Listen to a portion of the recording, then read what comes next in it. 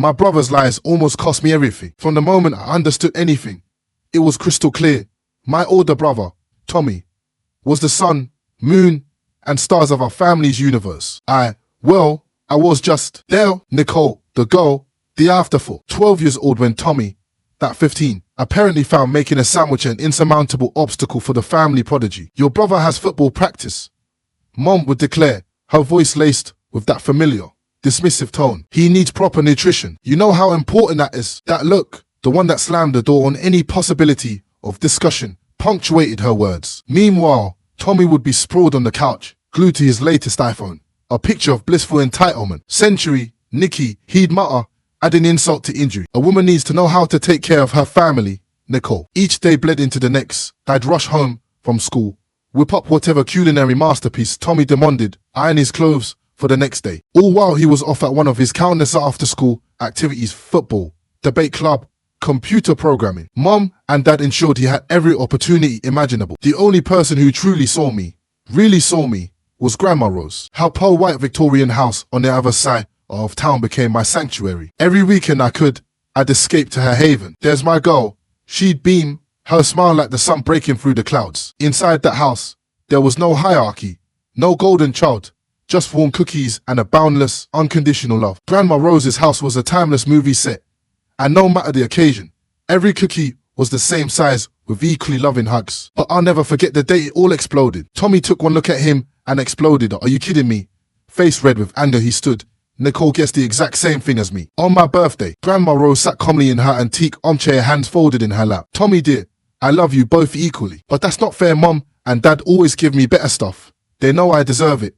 And the one with the grades. Nicole just exists. I felt like I had been slapped. Grandma Rose stood up. She wasn't a tall woman, but in that moment, Thomas Michael Parker.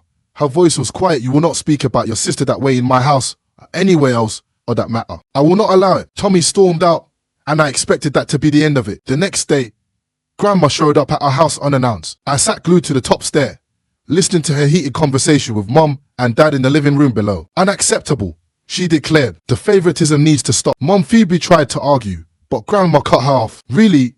Is that what you call it? Her voice was icy. Well, if you want my continued financial support for their upbringing, things need to change. I couldn't believe what I was hearing. Later that night, I overheard Mom and Dad whispering in their bedroom. We can't afford to lose her money. Mom stressed. We need it for Tommy's college fund, for all his activities. I know, Dad responded, resign. We'll have to play along. Give Nicole some stuff, too. Keep your mother happy. Suddenly, everything shifted. Within a week, I was enrolled in the piano lessons I begged for since I was 10. A new iPhone appeared on my bedside table, gleaming and untouched. My parents started asking about my day at dinner, their interest almost painfully forced. The next time I visited Grandma, she looked up at me with a knowing smile, a twinkle in her eyes. You know, dear, she said, snipping at a rose with her pruning shears, I get detailed reports of how every penny of my support money is spent. Your parents seem to be making much better choices lately. Don't you think? It's a strange, unsettling feeling when you realize your parents' love comes with conditions. Yes, they were going through the motions, asking about my date, buying me things, even showing up at my school events. I learned to accept it because sometimes acceptance is better than constantly hoping for change. When Tommy graduated high school and got accepted to State University, 3 hours away, you'd think he'd won a Nobel Prize. Mom and Dad threw this huge, elaborate party, inviting every relative and acquaintance within a 50-mile radius. Grandma Rose sat in the corner, watching it all with those knowing eyes of hers. For the first few months, he called home weekly, regaling them with stories about his classes. Mom and Dad would put him on speakerphone, beaming with pride. Then came the letter. I was in my senior year of high school when Dad stormed into the house, waving an official-looking envelope. His face was purple with rage. Tommy was on academic probation, at risk of being expelled. He barely attended any classes. Grandma Rose showed up the next day, a storm cloud brewing behind her eyes. I've never seen her so angry. If you don't get that boy in line,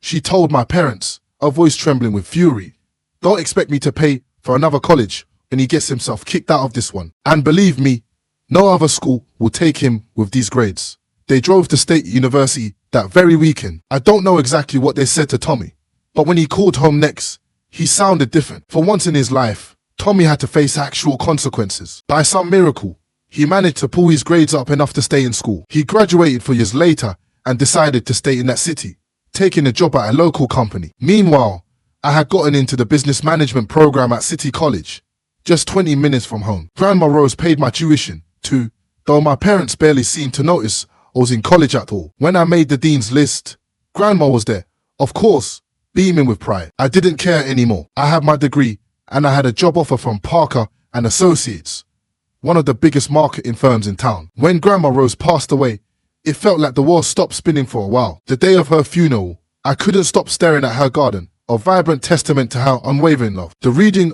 of the will was held in her attorney's office week after the funeral. Tommy flew in from out of state, wearing an expensive suit that somehow still made him look like a kid playing dress-up. Mom and Dad sat between us, their faces etched with a mixture of grief and anticipation. Mrs. Rose Parker's estate is to be divided between her two grandchildren, Nicole and Thomas Parker, the attorney announced. The division is to be determined by their own choice. Thomas will receive the first choice and will receive the house. Tommy actually snorted. Is this some kind of joke? He looked around the room, his expression a mixture of disbelief and disgust. You really expect me to want that musty old house? I'll take the money. I've got plans. I'm going to start my own business.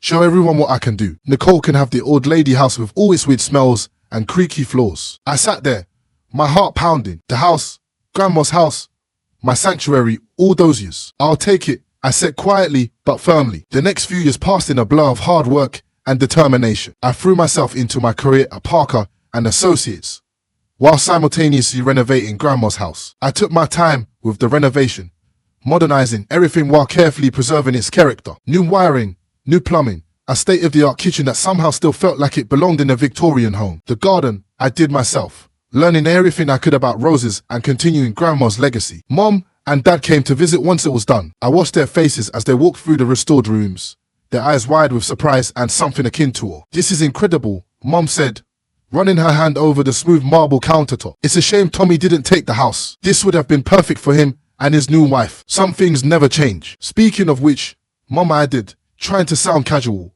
have you heard from your brother lately? I hadn't, of course. None of us had been invited to his wedding 6 months ago. He got married in his wife's hometown. Mom had shown me pictures she found on Facebook. His new wife, Rebecca, beaming in a designer white gown. I wasn't expecting anyone, so I took my time wiping the dirt from my hands before heading to the door. When I opened it, Tommy stood there, looking smaller and more defeated than I'd ever seen him. Beside him stood a woman I recognized from the wedding photos, Rebecca, his wife. She wore designer clothes and too much makeup, her expression tight and guarded. Tommy gave me an apologetic look, his eyes pleading. Can we talk privately for a minute, Nick? Desperation hung heavy in the air. I need your help. He pulled me into the study and lowered his voice to barely a whisper. Sis, he said, running his hands through his hair. We had to give up our apartment. Could we stay here for a while? Just until things turned around. I stood there, stunned. Tommy had never asked me for anything before, unless you count all those years of demanded lunches and iron clothes. Please, he added, his voice cracking. And for the first time since we were kids, I saw genuine vulnerability in his eyes. Okay, I heard myself say, surprisingly even myself, but just temporarily. The next morning, my doorbell rang again. This time, it was Mom and Dad. We came as soon as Tommy told us. Mom rushed past me to embrace Rebecca. Oh, sweetheart, we're so happy to finally meet you in person. For the next hours, I might as well have been invisible. Nicole, Mom would say, be a dear and make her some lunch. Something nice. Set the tone. And that's exactly what set the tone for the weeks that followed. I'd come home from long days at work to find Tommy and Rebecca lounging in my living room, seemingly oblivious to my existence. Aren't you going to start cooking? Rebecca asked one evening, not even looking up from her phone. We're starving. I just worked a 12-hour day, I replied, dropping my briefcase with a thud. Why don't you cook something? Rebecca's head snapped up, her eyes flashing with indignation. Excuse me, you should be grateful we let you stay here at all. The least you could do is cook decent meals. He pulled me into the study again. Look, he whispered urgently.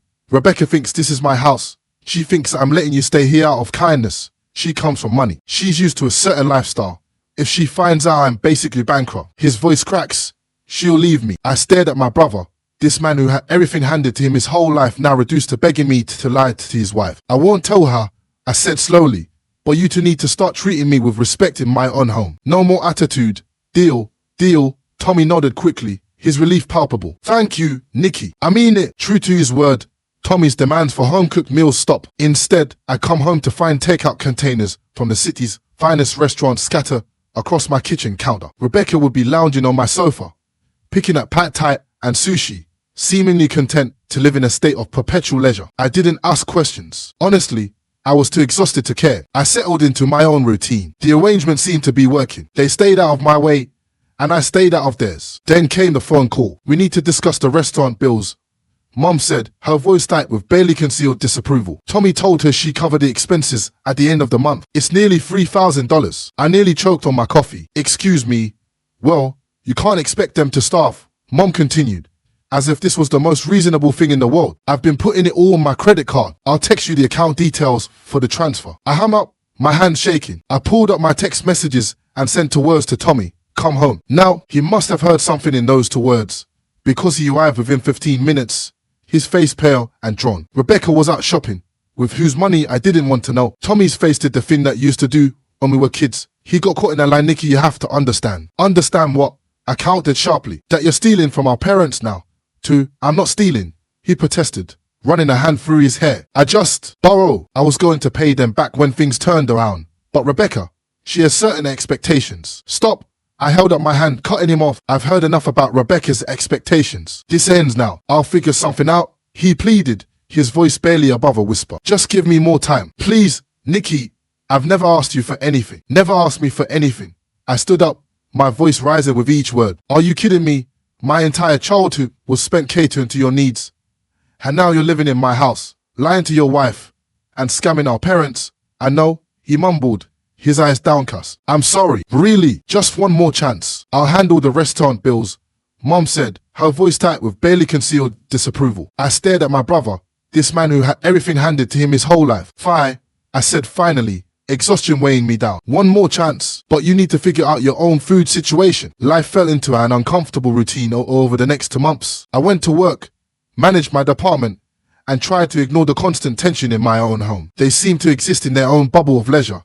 Lunches with our parents, dinners at expensive restaurants, shopping trips I didn't want to know the details. Then came the day that changed everything. Tommy had left early, muttering something about a business meeting. I came home from work earlier than usual, having wrapped up a major project. I was looking forward to a quiet evening with a glass of wine. Rebecca was waiting for me in the living room, perched on the edge of the sofa like a queen about to deliver a royal decree. We need to talk, she announced, her voice cold and imperious. Sighing inwardly, I braced myself, knowing this wouldn't be pleasant. Might as well hear whatever this was about. I've been patient, she began, her eyes narrowed. I've watched you swagger around this house like you own the place, making everyone uncomfortable. But enough is enough. Excuse me, I asked, my voice laced with disbelief. From now on, you'll pay us $2,000 a month in rent, she declared, a self-satisfied smirk playing on her lips. That's more than fair, given the neighborhood. She smiled tightly. And you resume cooking and cleaning duties. The state of this house is embarrassing. I couldn't help it. I started laughing,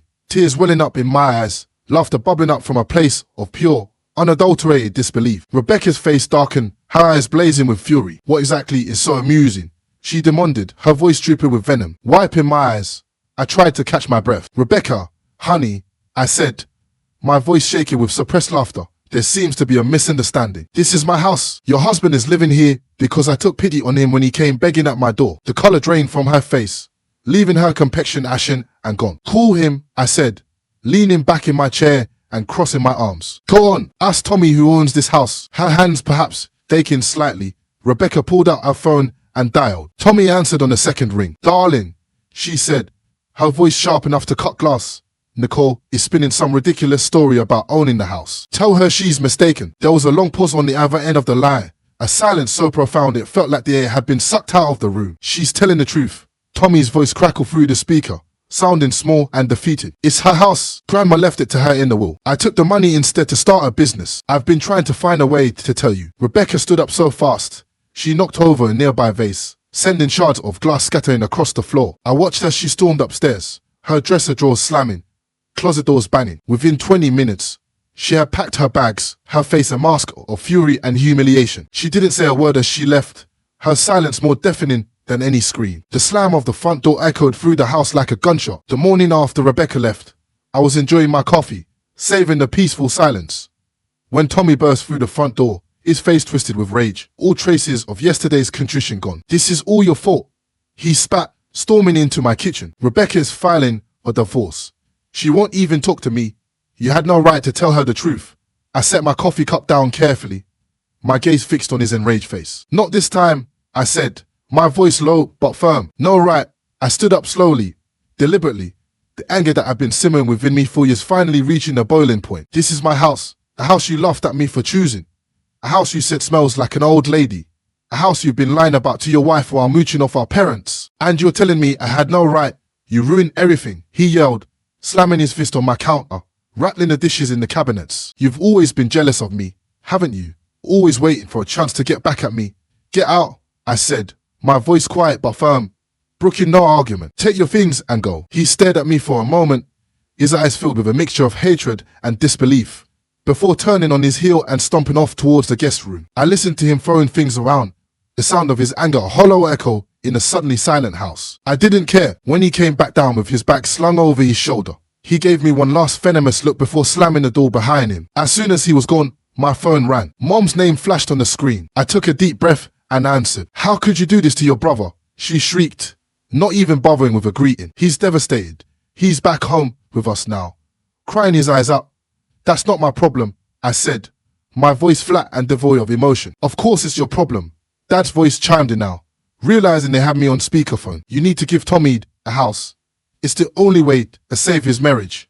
Rebecca might come back if they have a proper home. I actually laughed, the sound hollow and bitter. Are you serious? You want me to give away my house because Tommy lied to his wife and ruined his business? He's your brother. Mom was practically shrieking now. Family helps family.